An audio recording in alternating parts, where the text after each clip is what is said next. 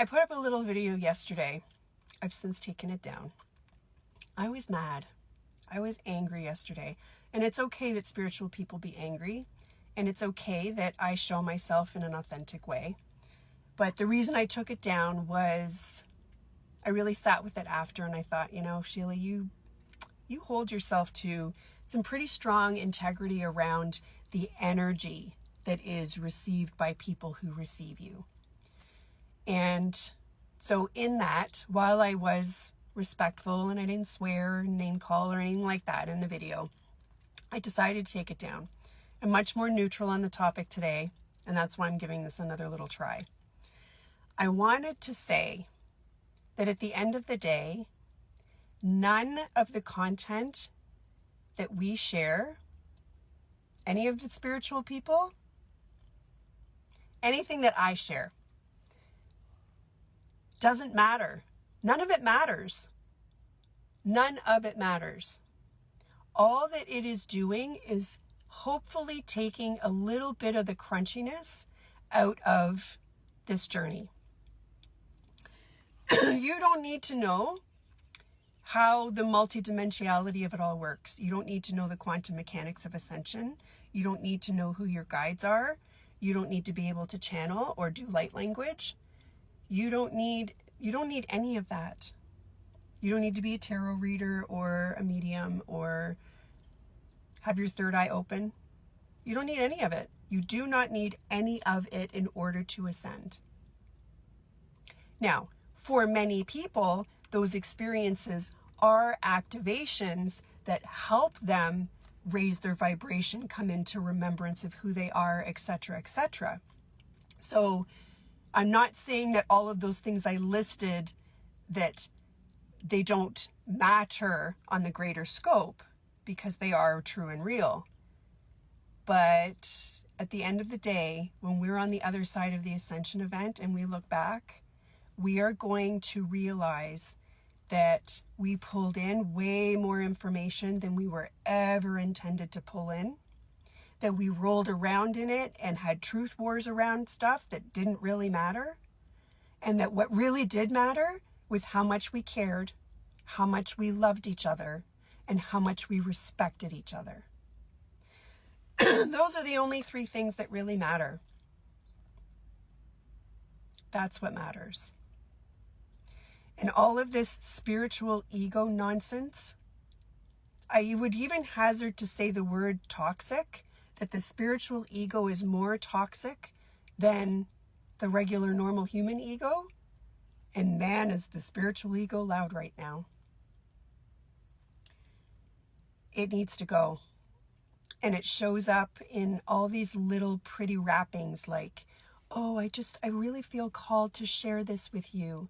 Or your guides have a message, I'm just going to tell you. Or, oh, I'm getting a download. Or whatever it might be. Coming into comments and spewing your personal experience as though it was gospel. No, it was just your experience.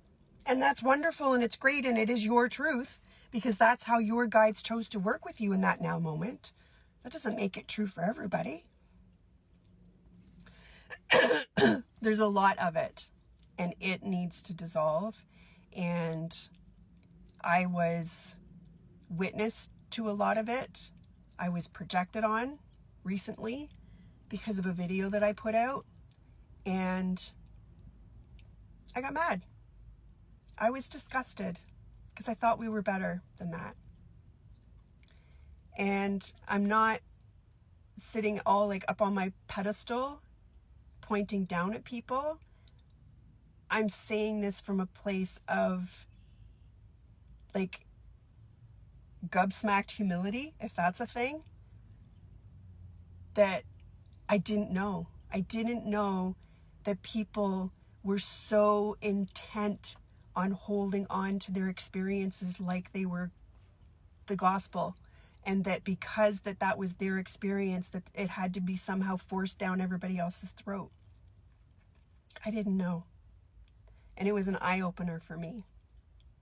And I think the eye-opener was the other piece that I unpacked in this, is that my normal content, it's not sexy, it's not shiny, It's about being here. It's about being human, about weaving your mastery into the every now moment, about being self-aware enough that you are able to heal and dissolve the programs that are keeping you from being that human master.